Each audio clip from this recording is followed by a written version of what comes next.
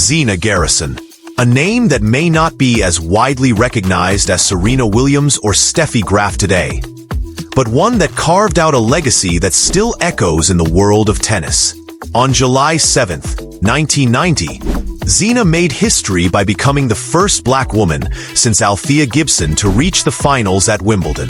She stood tall on center court, across from one of the greatest to ever play the game, Martina Navratilova. The moment wasn't just about tennis. It was about history, representation, and breaking barriers. Yes, she lost that match. Navratilova earned her 9th Wimbledon singles title, the most in history. But what Garrison won that day went far beyond trophies. She became a symbol of possibility, especially to two little girls watching the match thousands of miles away. In Compton, California. Those two girls? Venus and Serena Williams. Venus was just 10 years old, Serena only 8. And as they watched Zina Garrison compete on tennis' biggest stage, something clicked. When the match ended, they didn't just turn off the TV. They grabbed their rackets, went outside, and started practicing. That moment of inspiration was real.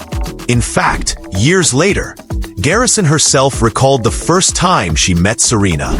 Serena looked her in the eye and told her directly. After watching Zina play that Wimbledon final, she and Venus immediately went outside to train. Before the Williams sisters dominated the sport. Before Serena won 23 Grand Slam singles titles. Before Venus lifted 5 Wimbledon trophies, there was Zina.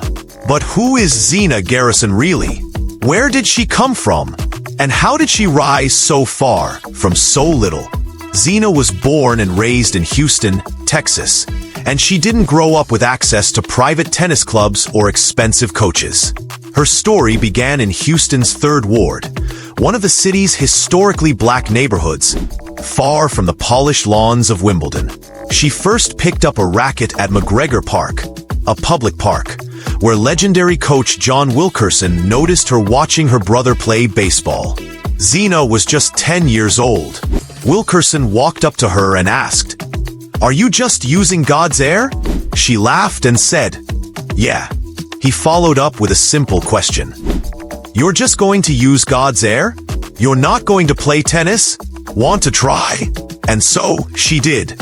Her very first swing sent the ball flying over the fence. To her, it felt like victory.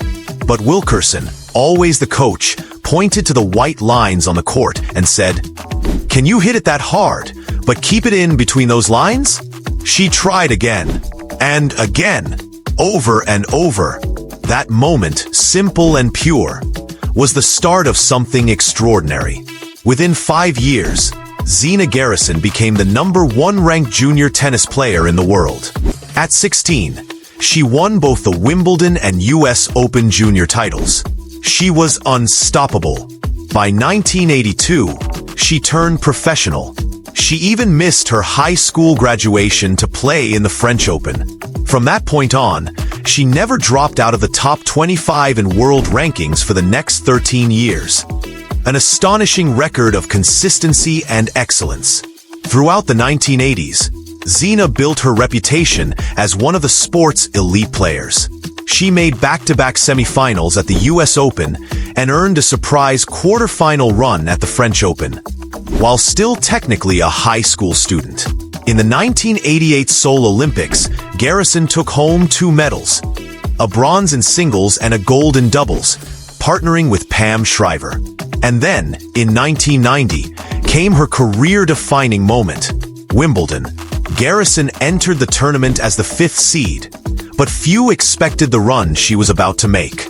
She defeated rising star Monica Seles, and then stunned the tennis world by defeating world #1 Steffi Graf in the semifinals.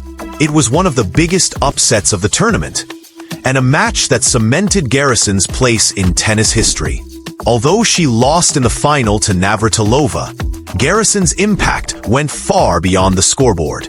She became a symbol of hope, a role model, and a quiet revolution in a sport that hadn't seen a black woman in a Grand Slam final since the legendary Althea Gibson in 1958. But Garrison's story wasn't all glory. Behind the scenes, she was facing battles no one could see. When Zina was just 19 years old, only a year into her professional career, her mother, Mary, passed away. It shattered her. The pressure of fame, the weight of expectations, and the pain of personal loss all began to build. Zina started struggling with bulimia, binging and purging in secret to regain a sense of control. To the outside world, she was a top-ranked athlete, competing at the highest level. But inside, she felt lost. She continued playing and winning, but the internal struggle never stopped. It took 6 years before she opened up, sought help, and entered therapy. After her tennis career ended, Garrison faced another dark moment. Overwhelmed by depression and the emotional toll of her past, she attempted suicide, what she later described as a cry for help. But just like on the court, Zina didn't give up.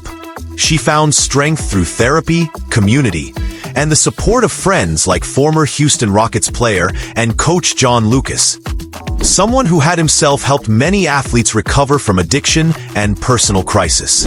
Zina came back stronger, not just as a survivor, but as a leader.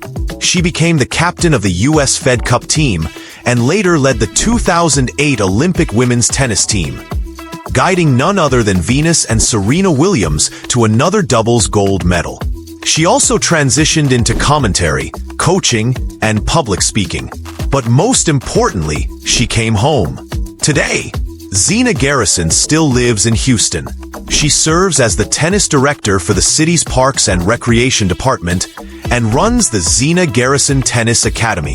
Through her program, she offers 45 weeks of free tennis instruction each year, helping underprivileged youth find opportunity, just like she once did at McGregor Park.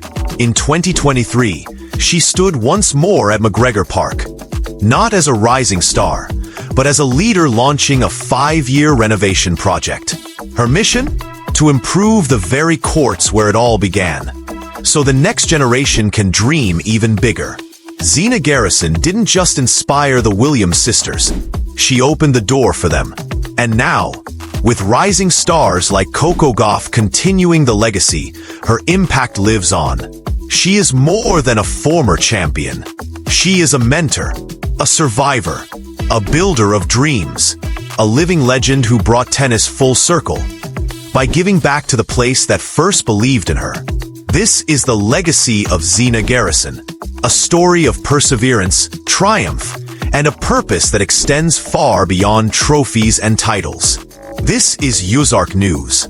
Stay inspired, stay informed, and don't forget to like, comment, and subscribe for more powerful stories from the world of sports.